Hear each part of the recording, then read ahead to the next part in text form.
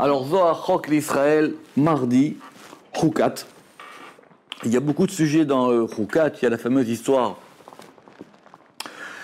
qu'on ne verra pas aujourd'hui de Moïse qui a frappé le rocher. Mais, mais il y a l'histoire qu'on va voir aujourd'hui dans le Zohar de mardi de la mort de Aaron. La mort de Aaron, elle est assez bien expliquée dans la Torah, d'accord. Elle est à propos, elle commence vers le verset 23, et c'est Dieu qui dit à Moïse que Aaron va mourir, donc on lui prédit sa mort, enfin que Dieu qui va mourir, et c'est Dieu qui demande à Aaron, on va y revenir là-dessus, et il dit que tu vas prendre Aaron et tu vas prendre son fils Lazare, et vous allez monter vers une montagne qui s'appelle Or. D'accord? Une montagne qui s'appelle Or.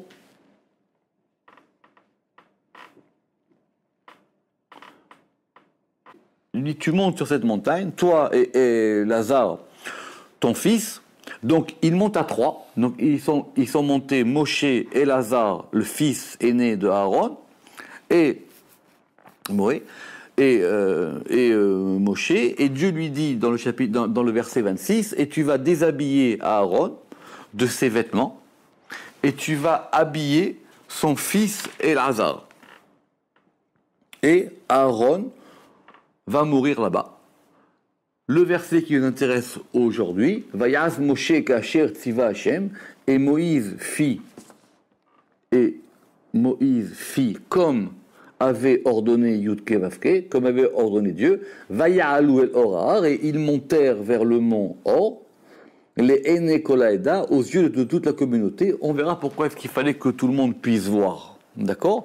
Le verset 28 raconte que Moïse, il lui a bien donc enlevé tous ses vêtements, il a habillé son fils et Lazare, et Aaron est mort là-bas, et ils sont descendus, Moshe et Lazare, de la montagne, et ça se termine par le verset 29, et toute la communauté a vu que Aaron est mort, et ils ont pleuré à Aaron 30 jours. C'est d'ailleurs qu'on apprend l'une des règles du deuil, que le deuil des fois c'est 30 jours, et ils l'ont pleuré 30 jours, toute la maison d'Israël. Alors on va voir le Zohar ici. Ama il est né kolaeda. Pourquoi est-ce qu'il y avait besoin que cette chose-là, elle se fasse aux yeux de toute la communauté?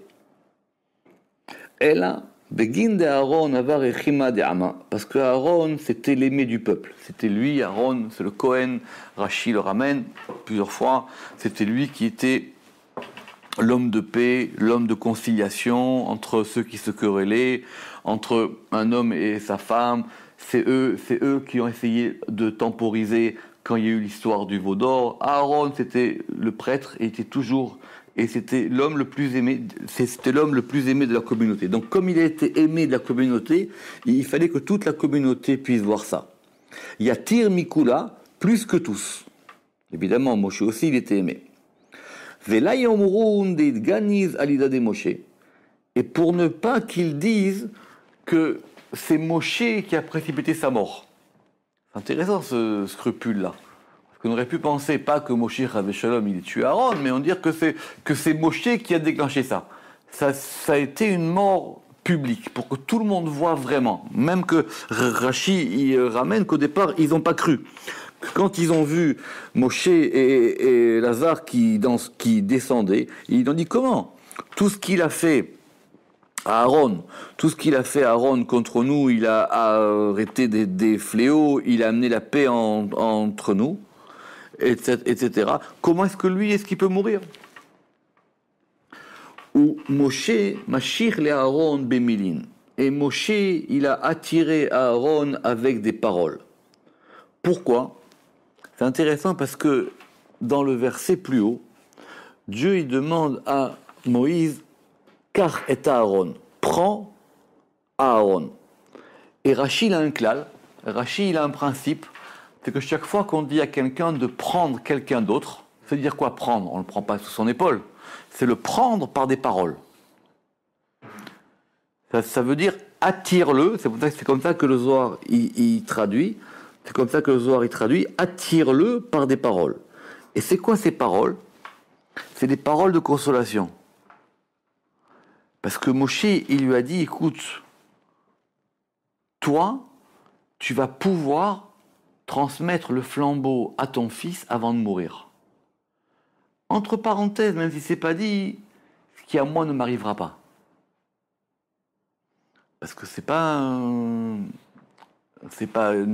les enfants de Moïse qui ont repris la suite. C'est Moïse qui a nommé Yehoshua. Peut-être que ça lui a fait de la peine à Moïse que ses enfants ne reprennent pas la suite.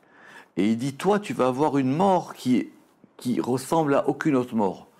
Parce que, si vous imaginez, c'est-à-dire qu'il s'est déshabillé, il a habillé son fils, et en habillant son fils, au fur et à mesure que ses vêtements, et quand il s'est retrouvé sans vêtements, c'est là qu'il est mort. C'est ce que le Zohar va nous expliquer aujourd'hui. Ad desalikou les Torah, et jusqu'à ce qu'ils montèrent, ou jusqu'à qu'ils montèrent vers la montagne. Vekol Israël avu Haman, et tout Israël regardait.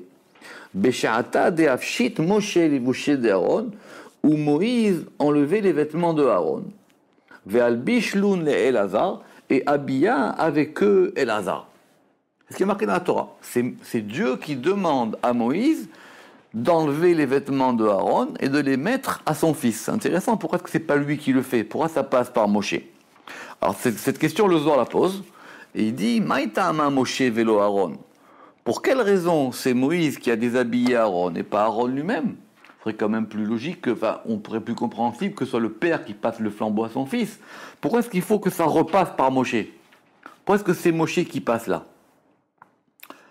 Alors, il dit, et là, Moshe albishenun le Aaron katsalik le Kahana. Parce que ces vêtements de Aaron, c'est-à-dire les vêtements qui en font un Kohen, d'accord? Quand c'est Moïse qui a revêti Aaron de ses vêtements, quand il s'est élevé pour la prêtrise. Parce que le statut de Kohen, il passe par Moshe. C'est tout le soir d'aujourd'hui, c'est de comprendre comment ça fonctionne. C'est Moshe qui est le pivot. Donc c'est Moshe qui fait passer les choses, et donc c'est Moshe qui a habillé Aaron de ses vêtements. Alors maintenant, c'est normal que le jour où il meurt, c'est Moshe qui les lui enlève. À Daoudirtiv, comme il est écrit, Vayalbesh Moshe et Aaron et Begadav, et Moïse a déshabillé Aaron de ses vêtements. C'est l'un des rares exemples où le Zohar il se trompe dans un verset, parce qu'il n'y a pas marqué dans le verset Vayalbesh Moshe. Il y a un verset qui dit Vayafshit Moshe. Bon, c'est une question. En tout cas, ça ne correspond pas vraiment au verset qui est marqué. Donc, soit on ne met pas la référence, soit on change la référence. Et il est écrit Vayalbesh Oto et Tameil, et il l'habilla avec la robe. Parce que le prêtre, il n'est pas prêtre par lui-même. Il est prêtre parce qu'il y a quelqu'un qui va être capable de lui passer le relais de cette prêtrise. Ashta. Moshe Ademine Madeyaivle. Moshe lui enlève ce qu'il lui avait donné. Et le Saint béni soit-il, lui enlève ce qu'il lui avait donné. Alors le Talmud Midrash, il explique mais au nom de commentateurs, que c'est quoi cette mort? C'est-à-dire qu'on lui enlève à la fois ses vêtements et on lui enlève à la fois comme son âme, puisque la mort, ça. Mais il dit, mais simplement, d'abord, il arrête d'être prêtre, c'est Moïse qui lui enlève ses vêtements, et après, c'est Dieu qui va lui enlever son âme. Parce que c'est Rachi qui pose une question, il dit, mais est-ce qu'il est mort par l'ange de la mort? Or, apparemment, ici, c'est pas l'ange de la mort qui l'a tué. C'est entre parenthèses dans les mots de Rachi. Vetarveu afshitule le Aaron mikula. Et tous les deux déshabillèrent Aaron de tout. Ça veut dire Moïse Adé Levar, Moïse, il lui a enlevé de l'extérieur, c'est ses habits de l'extérieur, Vekucha Berichou Lego, et le Saint béni soit-il de l'intérieur. Moshe, il lui a enlevé ses vêtements, et Dieu, il lui a enlevé son âme. Mais tant que Moïse n'avait rien enlevé, le Saint béni soit-il n'enleva rien. Donc autrement dit, ça passe par qui? Ça passe par Moshe. Zakacholake de Moshe, Zakacholkeon de Tzadikaya. Heureuse la part de Moïse, heureuse les parts des justes, des Kuchaberichou Baebeikeroun, car le Saint béni soit-il veut leur honneur. C'est vrai qu'il ramène ici que si c'est comme ça veut dire que Dieu il a attendu que Moïse il lui a enlevé les vêtements. Dieu il a attendu que Moïse ait fini de lui enlever les vêtements pour lui prendre son âme. C'est incroyable parce que ça veut dire que tant qu'il n'avait pas fini, ça n'a pas commencé. C'est pour ça que les tzadikim, ils ont quelque chose, qu'ils peuvent faire quelque chose, qu'ils peuvent retarder un décret divin. C'est ce qu'on va expliquer dans ce zohar ici.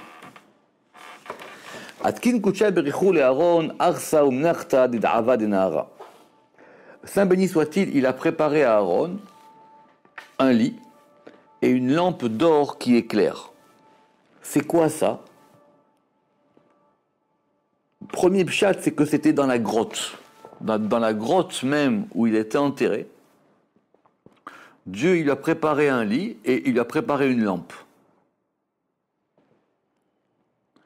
Ou médidé natal et il a prise de lui. C'est intéressant, ça veut dire quoi qu'il a prise de lui? Cette lampe, il l'a prise de Aaron. Mais à Oumenarta de Avadalik Bechol Yoma Trezimne, de cette lampe qu'il allumait 2 fois par jour. De quelle lampe on parle? De la menorah. Comme Aaron, c'était lui qui était préposé à la menorah, et qu'il l'allumait 2 fois par jour, vous allez me dire, mais comment on a fait que c'est 2 fois par jour? Keshitat Rambam, disent les Mefarshim. Parce que Maïmonide, il pense que c'est 2 fois par jour. Les autres, ils pensent qu'on allumait la menorah qu'une fois par jour. Donc ici, le soir, il est comme Shitat Rambam, c'est ce que j'ai ramené ici. Ve'astim pum arta venartu, et il ferma l'ouverture de la grotte, et ils descendirent. C'est quoi une lampe d'or qui éclaire? J'en sais rien. Non, ce que je veux dire, c'est que si c'est une lampe... Cette lampe-là, c'est de chez lui qui lui a prise. Parce que lui, comme il avait le mérite d'avoir allumé cette lampe 2 fois par jour, je répète que d'après l'avis du Rambam, et donc ils ont fermé l'ouverture de la grotte et ils sont descendus. Rabbi Yehuda Amar, pour Marta Vapticha. Rabbi Yehuda il dit non. Ils n'ont pas fermé l'ouverture de la grotte. On va voir pourquoi c'est important. Et tout Israël voyait Aaron couché. Couché, ça veut dire qu'ils l'ont vu mort. Parce qu'il fallait que tout le monde puisse le voir mort. Sinon, ils n'auraient pas cru qu'il était mort. Ou Boutsina de Minarta, et la lumière de la lampe d'Ali Kamé allumée devant lui. Ve'arse Nafik Ve'ail, et son lit, il sort et il entre. Ve'ananahad Kaimale, et une nuée se tient sur lui. Donc le lit, il est sorti de la grotte, il est re-rentré. Rashi, il a une autre version dans le Midrash. Rashi, il dit que Miyad Bikesh Moshe Rachamim, que quand les enfants d'Israël, ils ont vu que Aaron était mort, ça les a désolés, parce qu'ils ont dit comment est-ce que lui, il peut être pris par l'ange de la mort. Et donc tout de suite, Moshe, il a demandé miséricorde à Dieu. Et on leur a montré des anges, Mutal Bamita, Reuvéamino, et on leur a montré des anges qui prenaient le lit, et là, ils ont vraiment cru qu'Aaron était mort. Il fallait vraiment montrer qu'Aaron était mort. Donc du coup, il y a un miracle qui fait que son lit, il est rentré, il est ressorti, et il y avait une nuée. Alors évidemment, cette nuée, tout le monde sait, c'est que vous savez que dans le désert, il y avait des miracles permanents. Myriam, c'était l'eau à boire, le puits, le Be'er Myriam, d'ailleurs c'est le Zohar qui va parler de ça aussi. Aaron, c'était les nuées, et Moïse, c'était la manne. On va voir ça. Urdin, Yadou Israël de Aaron mit. Et donc du coup, ils ont vu que cette nuée, elle se tenait sur lui, et qu'il n'y avait plus de nuée dans le peuple d'Israël. Alors là, ils ont vraiment su qu'Aaron était mort. Et ils virent que les nuées d'honneur disparurent. C'est ce qui est écrit. C'est le verset 29. Et ils ont vu que Aaron était mort. Et on l'a établi. Sauf que les nuées d'honneur, elles vont revenir. Parce que même après la mort de Myriam, quand Myriam est morte aussi, le puits s'est asséché, parce qu'il y avait un puits qui les suivait. Et le puits aussi s'est arrêté, mais c'est revenu. Parce que comme c'est Moshe l'axe central, ce qu'on va voir ici, comme c'est Moshe l'axe central, c'est Moshe qui l'a rétabli. Comme c'est Moshe qui donnait quelque part l'influx à Aaron et à sa sœur Myriam, quand eux ne l'avaient plus, ben c'est Moshe qui l'a réinstallé. Et quand Moshe est mort, effectivement, alors du coup, tout a disparu, et la manne, et les Anané Kavod, et le puits de Myriam. Ve'alda bachou Aaron kol bet Israël. Et c'est pour ça qu'ils pleurèrent pour Aaron toute la maison d'Israël, Gouvrin, Venashin, Vetaf, les hommes, les femmes et les enfants. De arerechima mikule uava, car il était l'aimé de tous, ou parce qu'il était aimé plus que tous. Parce que c'était son rôle à lui, de faire la paix entre tout le monde. C'est ça le sroud de Aaron. Alors ça, c'est le midrash classique.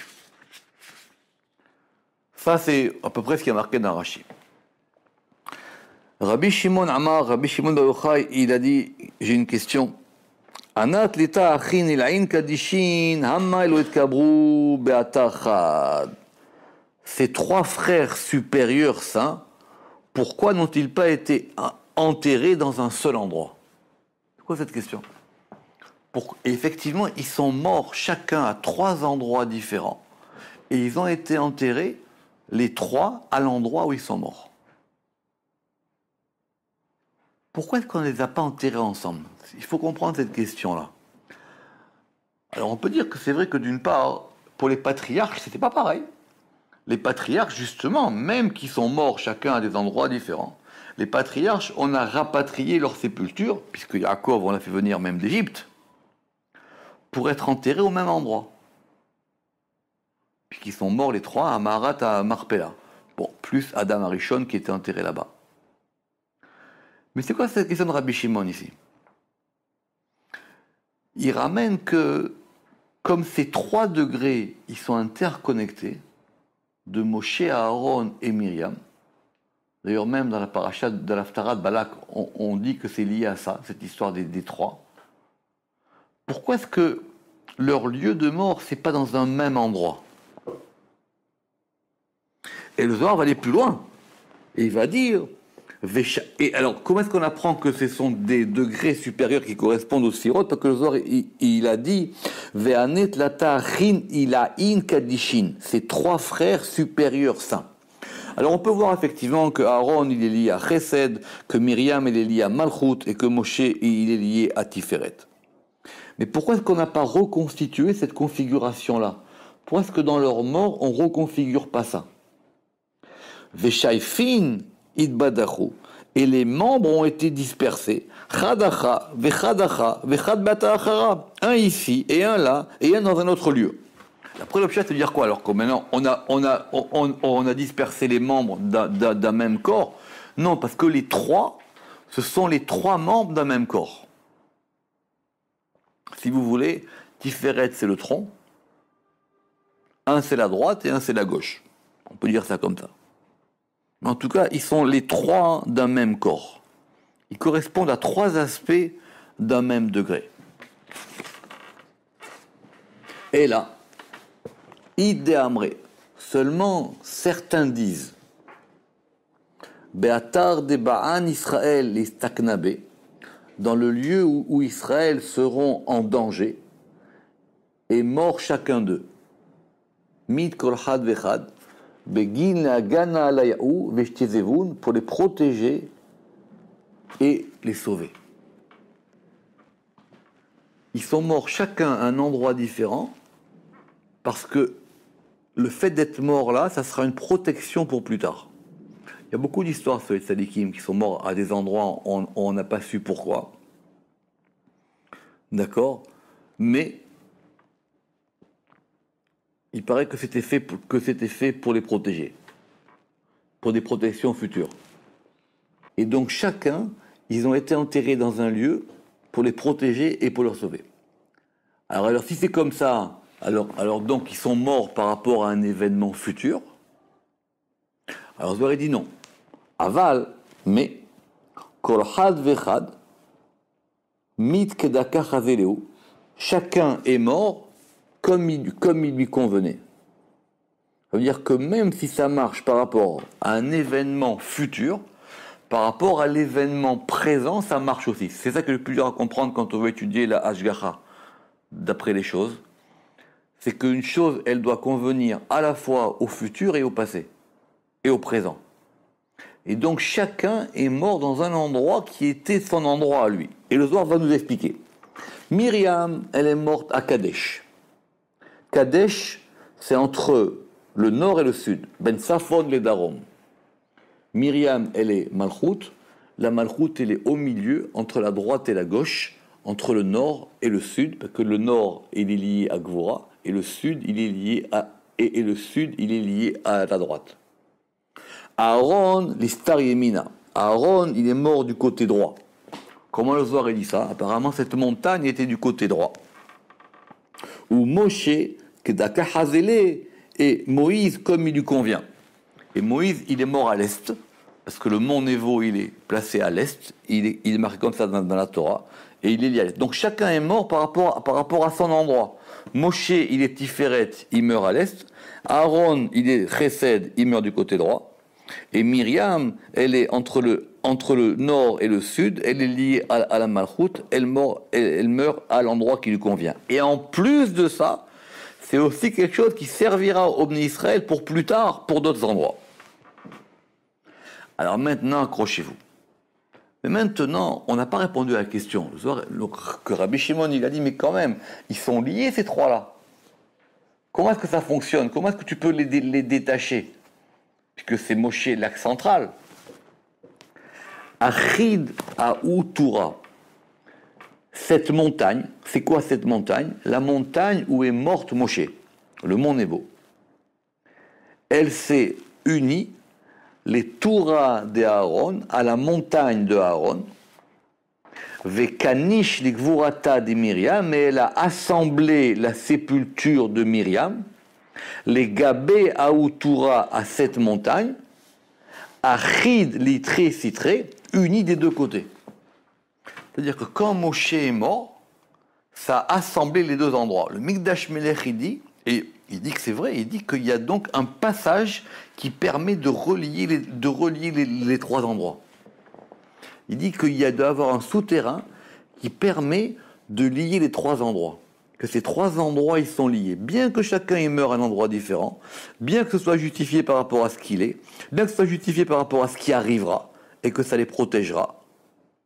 Mais ces trois endroits, ils sont liés. Et comme Moshe, ça a été celui qui était le pivot ou le coordonnateur, et ben l'endroit de Moshe, c'est aussi l'endroit qui relie tout ça. C'est là où il y a eu une guerre Oui. importante.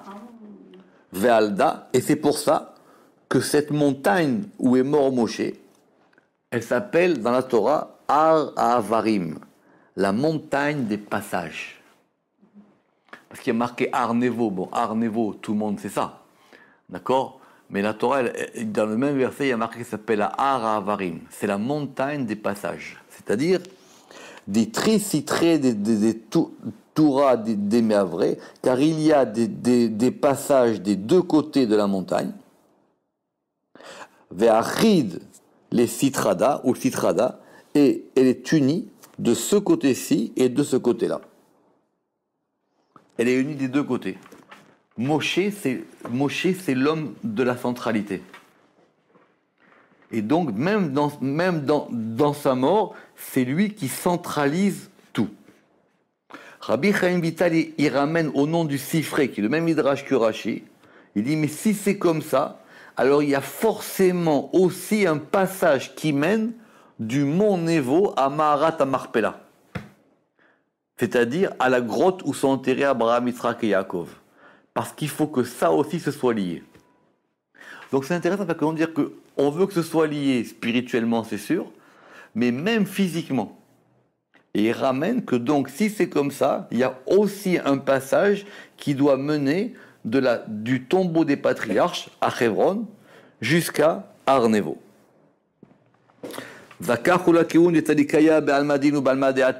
Évidemment, ça c'est pas lié pour tout le monde. Hein. Donc ça c'est la part des tzadikim, heureuse les parts des justes dans ce monde-ci et dans le monde qui vient.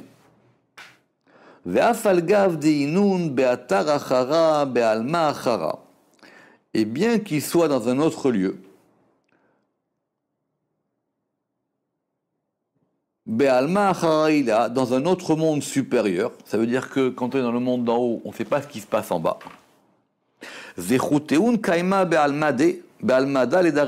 Leurs mérites se maintiennent dans ce monde-ci de génération en génération. C'est-à-dire, ils continuent à influer quelque chose dans ce monde-ci. Alors, si c'est comme ça, il va dire, mais comment est-ce qu'on n'a pas retrouvé ces tombes? Ben justement pour ça. Justement pour ça.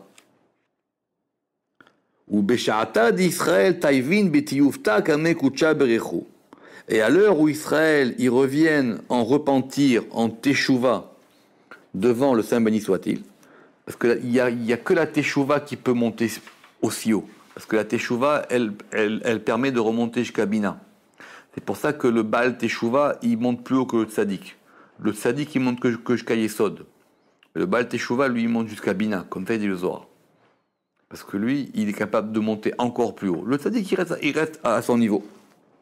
Et s'il y a un décret, ou Gzera id Gazar alayou, et s'il y a un décret qui est décrété sur eux, Kedin karek uchabrichu le tzadikaya, et donc le Saint béni soit-il, il appelle les justes qui se tiennent devant lui, en haut, vers Daloun, et il leur fait savoir. C'est marqué plusieurs fois dans le Zohar. C'est marqué que Dieu, il les appelle, il dit réveillez-vous. C'est marqué dans la Pirate Eliaou. Il dit réveillez-vous, parce que maintenant c'est à vous de prier. C'est vous qui devez faire quelque chose. Veinoun, mais batle aïgzera. Et ceux-ci, ils annulent ce décret. Parce que Dieu ne peut pas annuler un décret que lui-même a fait. Donc c'est eux qui annulent ce décret. Et le Saint béni soit-il, il protège Israël. Alors si c'est comme ça, il devrait rien nous arriver. Alors c'est la difficulté du verset qu'on va nous ramener.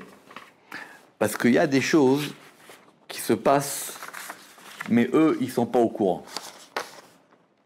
C'est pour ça que dans les 3 semaines, on est les 3 semaines maintenant, on prie sur eux on prie pour qu'ils soient au courant. On prie pour qu'ils soient au courant. Parce que si eux, ils sont au courant, alors effectivement, ils vont agir. C'est comme quand quelqu'un il est décédé. Il va continuer quelque part à essayer de protéger ses enfants. Ou les gens qu'il aime autour de lui. Mais il faut qu'il soit au courant. Parce qu'en haut, ça se trouve, il n'est pas au courant de ce qui se passe en bas. C'est pas que Zohar il dit que c'est Dieu qui les appelle. Et des fois, quand le décret il est en bas, il faut qu'il remonte en haut. Et là, c'est beaucoup plus dur, parce qu'il faut que nous, on soit capable de les éveiller à eux.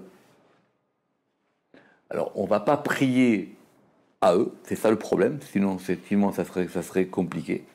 Mais on prie à eux pour qu'ils soient des intercesseurs auprès de Dieu.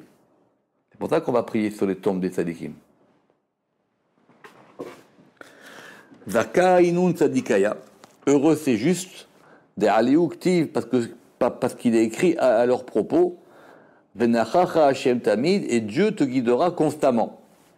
Lisez là-bas dans le verset, les commentateurs ils disent, mais c'est pas vrai, il y a des fois où Dieu ne nous guide pas constamment. Alors il dit, parce qu'il y a des fois où on a besoin de l'appeler, et des fois où on n'a pas besoin de l'appeler.